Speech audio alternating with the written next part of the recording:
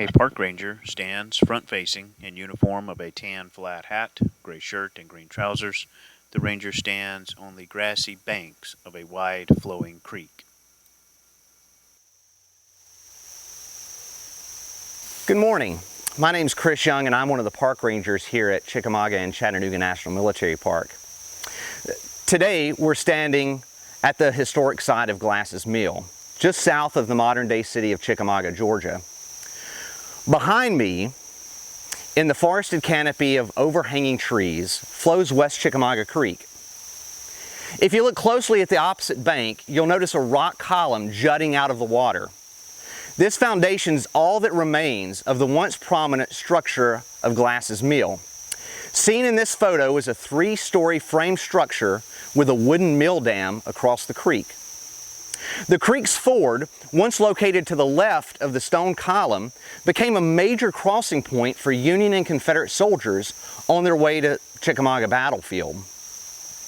Although not preserved by the National Military Park, the land around Glass's Mill, with its relatively open fields, for the most part is unaltered from its wartime appearance.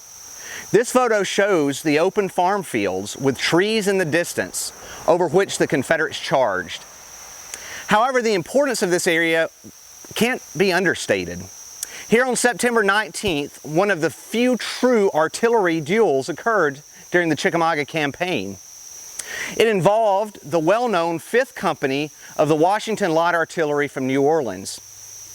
It also included the Kentucky Orphan Brigade, which was led by President Abraham Lincoln's own brother-in-law.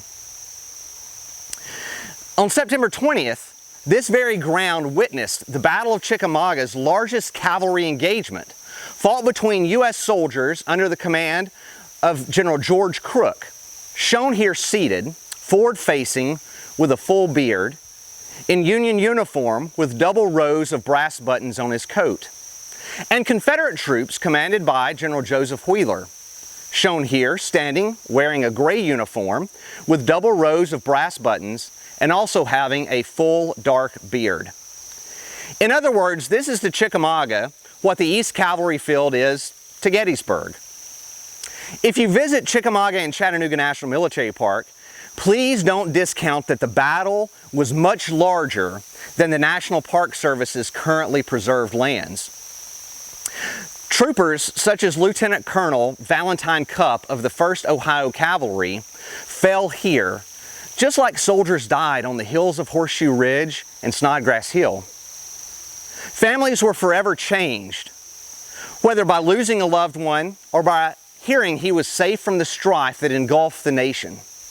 On September 23, 1863, William Lipscomb from Alexandria, Alabama, and a member of the 51st Alabama Partisan Rangers, penned a letter home to his father in which he said, "I seat myself this morning to drop you a few lines to let you know that we are yet with the living and are well. Sunday we have had the biggest fight that we ever had. We killed and captured a great many. We lost only one man killed in our regiment, Sergeant Spearing of Company K. I must close as we will soon leave this place. Right soon, fail not." The lives lost during the Battle of Chickamauga should trouble us on a personal level.